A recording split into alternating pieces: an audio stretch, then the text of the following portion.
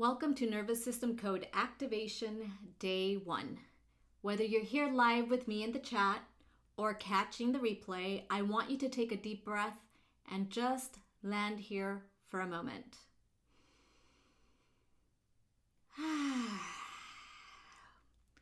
This is not your typical masterclass. This is a space for gentle awareness where you get to reconnect with your body, your nervous system, and your human design in a way that feels safe and empowering. If you're brand new to human design, perfect. You do not need to be an expert to benefit from this. If you've already downloaded your chart from my website and read through your 12-page report, you've got a head start. But if not, don't worry. I'm going to walk you through everything step by step so you're never lost. Before we dive in, I want to offer you a reminder. You are in charge of this experience.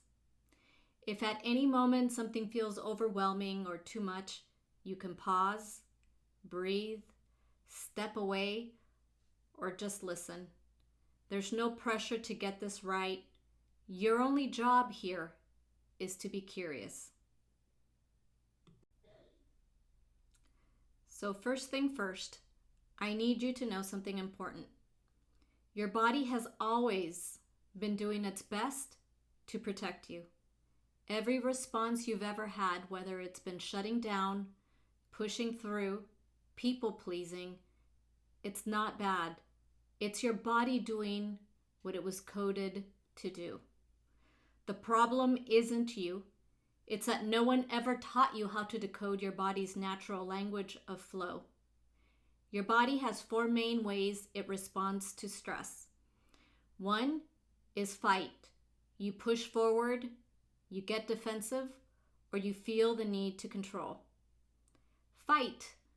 You feel anxious, you overthink, or you want to escape. Freeze is when you shut down, you dissociate, or you go numb. And last one is fawn, where you people please, you over-apologize, or you try to fix things. Which one feels most familiar to you here? Take a moment and just feel. What do you notice? Which one do you align with? If you've got your human design chart, pull it out in front of you and take a look at your type. Your type is like your body's base operating system.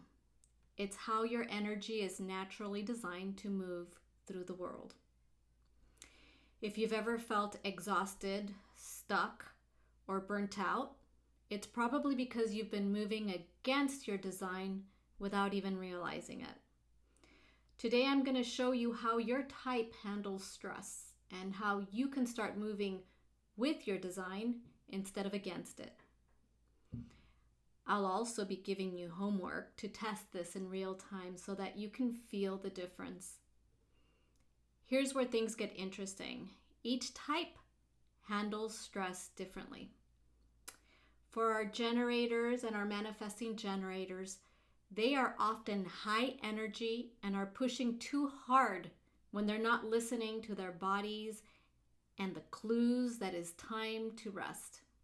They tend to overcommit and feel guilty if they don't say yes, even if it's not in their best interest to be getting involved. If you're a generator type, you need to find a way to carve some time to intentionally rest and move your body if you have a desk job. Okay, if you're sitting for several hours, it is important that you move. You have way too much energy. Projectors, unlike generator types, tend to burn out easily when they're trying to keep up with what is happening around them. It is important for them to find time and space to rest, to regenerate their energy. Manifestors, they are initiators and they may push too hard to get things done. They may not be able to ask for help and want to do things on their own. If you're a manifestor, you're here to engage others in collaboration and watch how your ideas are manifested into reality. You're not here to do this work by yourself. And reflectors. Reflectors absorb everyone else's energy, which can leave them drained and confused, especially if they aren't feeling safe. And I want to share that reflectors are only 1% of the population. So if you are a reflector, it is important that you choose where you want to live and where you want to work with intention. Your environment needs to feel good to help you manage your stress. The goal here is for you to notice what your type is and when you're in stress mode, and then to intentionally reset your energy by experimenting with the reset tool. Does this help you? Let's get back to your chart. So, you know that your type is your energy flow, but your authority, that's your inner compass. Here we're going to talk about 4. Sacral, this is a visceral yes or no. Typically, a generator or a manifesting generator will have sacral authority. So if this is you, you will realize you do great at answering yes or no questions. If there are too many choices, you may find yourself overwhelmed and maybe even shut down. Emotional authority has 1 or more emotional waves. I love talking about this example. So my daughter has not 1, not 2, but 3 emotional waves. So when she's on a high emotional wave, she tends to overcommit and say yes with enthusiasm, only to find herself feeling guilty a few days, a few hours later, because when her wave goes back to normal, she realizes she replied too soon. She could have waited for her excitement to come down a bit before committing. So if you have an emotional authority, you have to wait before responding. You have to just sit. You are the ones that need to sleep on things before making decisions. Okay? Is that you? Does that connect? So, moving on. If you have splenic authority, you're a yes or no without having to think or feel. However, these intuitive hits are so quiet that they can go unnoticed. So here's my advice for you. Practice mindfulness. Practice being in the quiet so that you can actually tap into this powerful yes or no instinct. It really is a very quiet space, but it's highly intuitive. And once you learn to tap into that, your yes and your no will be super easy. Now, self-projected needs a sounding board. You don't need advice. You just need to hear yourself thinking out loud. A side note, projectors are 20% of the population. Just think about that for a moment. A self-projected projector is 1% of the population of that 20% population. So I always get excited to ask if we have anyone with self-projected authority in the group. If this is you, please let us know in the comments. It's always fun. So with this information, you can see that most people have spent their whole lives overriding their authority, and that's why they feel stuck, misaligned, or constantly burnt out. Your authority doesn't think, it feels. As you start trusting your body's natural response instead of the logical brain, you're going to notice how your whole life begins to shift. I want to challenge you to start noticing, am I following my authority or am I overriding it? And of course, your homework will help you track this. We just covered a lot of new information, so I want us to pause. This is a reminder that we are here to experiment and to be curious how this applies to you or not. There is no right or wrong answer. This is just your first step toward awareness. So I'm going to ask you to place your hand on your heart, and if you would like to close your eyes, you may do so. If not, You don't have to. And I want you to take a deep breath into your heart for a count of 4, 2, 3, 4, and hold 2, 3, 4, and exhale for a count of 6, 2, 3, 4, 5, 6.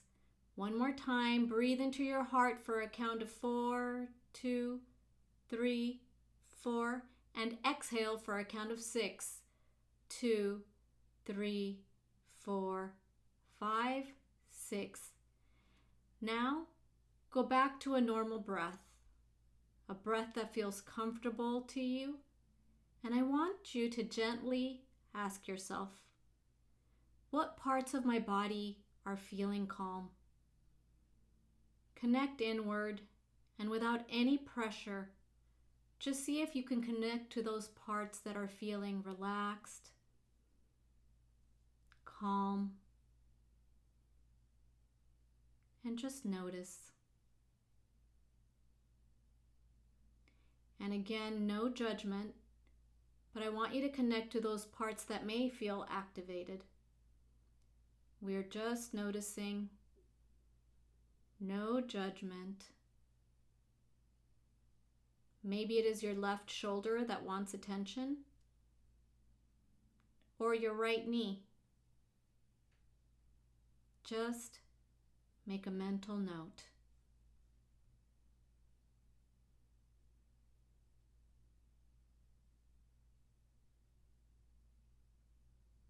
And when you're done, take a nice deep breath